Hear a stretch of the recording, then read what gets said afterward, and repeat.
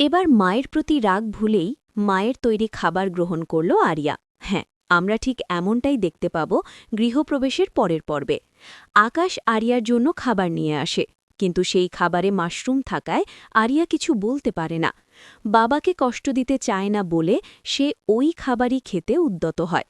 ঠিক সেই মুহূর্তে শুভ এসে তাকে থামিয়ে দেয় এবং জানায় যে আরিয়ার আসলে মাশরুমে অ্যালার্জি আছে। কিন্তু আকাশ সম্পূর্ণ ভিন্ন কথা বলে এবং প্রশ্ন তোলে যে তার মেয়ের মাশরুমে অ্যালার্জি হবে কেন। তখন আরিয়া নিজেই স্বীকার করে যে সত্যিই তার মাশরুমে অ্যালার্জি রয়েছে। শুভ তখন বলে যে আপনি বাবা হয়েও নিজের মেয়ের অ্যালার্জির বিষয়টা জানেন না, এটা কেমন কথা। আকাশ তখন বিষয়টা এড়িয়ে গিয়ে বলে যে এটা আমাদের পারিবারিক ব্যাপার, আপনার এখানে নাক গলানোর দরকার নেই।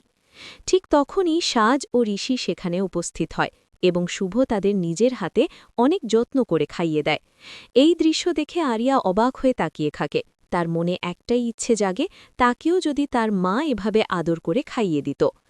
আকাশ বুঝতে পারে যে আরিয়ার মনে মায়ের প্রতি টান জেগে উঠছে, কিন্তু এটা কোনোভাবেই হতে দেওয়া যাবে না।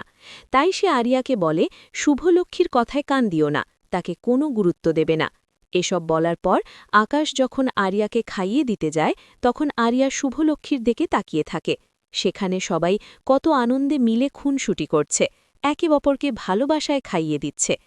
এই দৃশ্য দেখে আরিয়ার মন ভারী হয়ে যায় এবং সে না খেয়েই সেখান থেকে চলে যায়। অন্যদিকে শুভ মনস্থির করে যে যেভাবেই হোক আরিয়াকে এই খাবার খাওয়াতেই হবে। তাই সাজকে দিয়ে সে আরিয়ার ব্যাগে খাবারের বাক্সটা রেখে দেয়। তবে সাজকে তার বন্ধুরা দেখে ফেলে, কিন্তু সে কোনো রকমই সেখান থেকে বেরিয়ে যায়। এদিকে আরিয়ার খুব ক্ষুধা পায়, কি খাবে বুঝতে পারে না। হঠাৎ তার মনে হয় আকাশের হাতের খাবার কেন সে খেল না। তখনই নিজের ব্যাগে একটা ছোট বাক্স চোখে পড়ে। বাক্স খুলতেই সুন্দর সুন্দর খাবার দেখে লোভ জাগে। মুহূর্তের মধ্যে মনে পড়ে এটা নিশ্চয়ই মিসেস রায় পাঠিয়েছেন। খাবারটা ফেলে দিতে যায়, কিন্তু তখনই মনে হয় এটা খেলে আর কি এমন ক্ষতি হবে। সবাই তো কত আগ্রহ নিয়ে খেল। তাই সমস্ত মান অভিমান সরিয়ে রেখে শেষ পর্যন্ত শুভর হাতের রান্না করা খাবার খেয়ে নেয় আরিয়া। দূর থেকে এই দৃশ্য দেখে শুভ মনে মনে বলে, এভাবেই আমি ধীরে ধীরে তোর কাছে পৌঁছে যাব আরিয়া, আমার ভালোবাসা দিয়ে তোকে আবার ফিরিয়ে আনব। তো বন্ধুরা, তোমাদের কি মনে হয়, এভাবেই কি মায়ের প্রতি অভিমান ভুলে আরিয়া আবার মায়ের হাতের রান্না খেতে শুরু করবে? অবশ্যই তোমাদের মতামত কমেন্টে জানাতে ভুলো না।